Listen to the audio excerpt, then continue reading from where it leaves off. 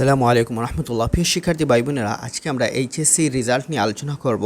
আমাদের মধ্যে অনেক শিক্ষার্থী রয়েছেন যারা আপনার এসএসসির মধ্যে সায়েন্সে ছিলেন কিংবা কমার্সে ছিলেন, কিন্তু এইচএসসির মধ্যে এসে আপনি মানবিকে আসছেন, অথবা আপনি এসএসসির মধ্যে সায়েন্সে ছিলেন, মানবিকে এইচএসসিতে এসে মানবিকে আসছেন, অথবা কমার্সে ছিলেন। এখন আপনার রেজাল্টটা কিভাবে আসবে? এই যে আপনার গ্রুপটা চেঞ্জ হয়েছে, আপনি এক্ষেত্রে আপনার সাবজেক্ট ম্যাপটা যদি হয় কিভাবে হবে?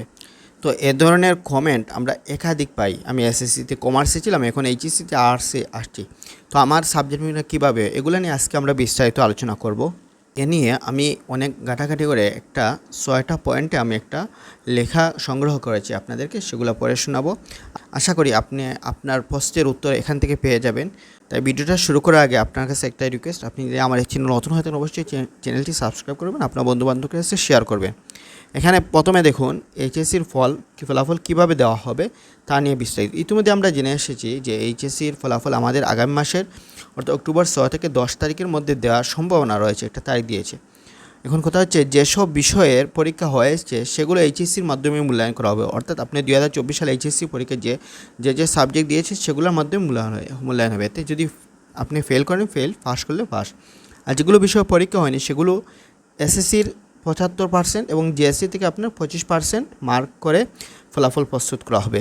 বাকি বোর্ডে বাংলা ইংলিশ পরীক্ষা সম্পন্ন হলেও সিলেট বোর্ডে এসব পরীক্ষা সাবজেক্ট ম্যাপিং করে প্রস্তুত করা হবে। অর্থাৎ সিলেট বোর্ডে অনেকগুলো পরীক্ষা হয়নি যা অন্যান্য বোর্ডে হয়েছিল, সেই সমস্ত ক্ষেত্রে সাবজেক্ট ম্যাপিং হবে। দ্বিতীয় দেখুন, যারা এসএসসির মধ্যে সায়েন্সে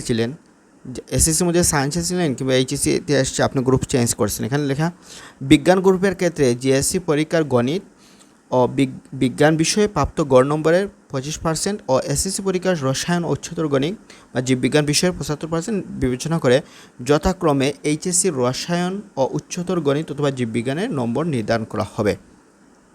3 নম্বর পয়েন্ট দেখুন, আপনি যারা ব্যবসা শিক্ষা যারা রয়েছেন, তো আপনাদের ক্ষেত্রে জিএসসি পরীক্ষার গণিত ও বাংলাদেশ বিশ্ব পরিচয় বিষয়ে প্রাপ্ত গড় নম্বরে 25% ও এসএসসি পরীক্ষার গ্রুপভিত্তিক 3টি সমশ্রেণীর বিষয়ে সমগোত্রবৃত্তে শ্রমের বিষয়ে 75% নম্বর বিবেচনা করে যথাক্রমে এইচএসসির ব্যবসা শিক্ষা গ্রুপের 3টি সমগোত্রীয় বিষয়ের নম্বর নির্ধারণ করা হবে।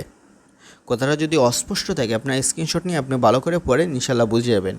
চতুর্থ দেখুন, আপনারা যারা মানবিক গ্রুপে রয়েছেন, মানবিক বা অন্যান্য গ্রুপের ক্ষেত্রে জিএসসি পরীক্ষার গণিত ও বাংলাদেশ ও বিশ্ব পরিচয় বিষয়ে প্রাপ্ত গড় নম্বরে 25% ও এসএসসি পরীক্ষার গ্রুপ ভিত্তিক পরপর 3টি বিষয়ের 75% নম্বর বিবেচনা করে যথাক্রমে এইচএসসির মানবিক অন্যান্য গ্রুপের 3টি বিষয়ের নম্বর নির্ধারণ করা হয়েছে। পঞ্চম দেখুন, গ্রুপ পরিবর্তনের ক্ষেত্রে জিএসসি পরীক্ষার গণিত ও বাংলাদেশ ও বিশ্ব পরিচয় বিষয়ে প্রাপ্ত গড় নম্বরের 25% ও এসএসসি পরীক্ষার গ্রুপ ভিত্তিক পরপর 3টি বিষয়ের 75% নম্বর বিবেচনা করে যথাক্রমে এইচএসসির মানবিক অন্যান্য গ্রুপের 3টি বিষয়ের নম্বর নির্ধারণ করা হয়েছে। তো আপনারা যারা খুবই চিন্তিত ছিলেন, আশা করি আপনাদের উত্তর পেয়ে যাবেন। যদি ভিডিওটা না বুঝেন তাহলে পুনরায় আবার দেখবেন, আশা করি বুঝে যাবেন। 6 নম্বর দেখুন, যে সকল বিষয়ের পর এইচএসসি পরীক্ষা সম্পন্ন হয়েছে, অর্থাৎ 2024 সালে আপনার যে সমস্ত সাবজেক্ট আপনার পরীক্ষা দিয়েছেন এগুলো থেকে ফেল করলে তার চূড়ান্ত ফলাফল ফেলই আসবে। এতে কোনো এখানে সাবজেক্ট ম্যাপিং বা অটো পাসের কোনো অপশন নেই। আরও কিছু কমেন্ট দেখুন, যারা অনেক শিক্ষার্থী আছেন 2023 সালে এক সাবজেক্টে ফেল করছেন, আপনি পুনরায় পরীক্ষার জন্য আবেদন করেছেন, এখন আপনার করণীয় কী? আপনার রেজাল্ট কী হবে? অথবা আপনি এইচএসসি বেসে আপনি কী করছেন, পরীক্ষা দিতে পারেন, আবার পুনরায় পরীক্ষার জন্য আবেদন করেছেন, অথবা 2024 সালে ফার্স্ট আপনার এক্সাম দিচ্ছেন, আপনাদের কী হবে? সেগুলো নিয়ে আমরা দ্বিতীয় ভিডিওতে ভিডিও দিব, আমরা সেগুলো নিয়ে বিস্তারিত আলোচনা করব। তো দর্শক, এই ছিল আজকের ভিডিও। দেখা হচ্ছে পরবর্তী ভিডিওতে। আপনি আমার চ্যানেল নতুন হতে অবশ্যই চ্যানেলটি সাবস্ক্রাইব করবেন। আল্লাহ হাফিজ।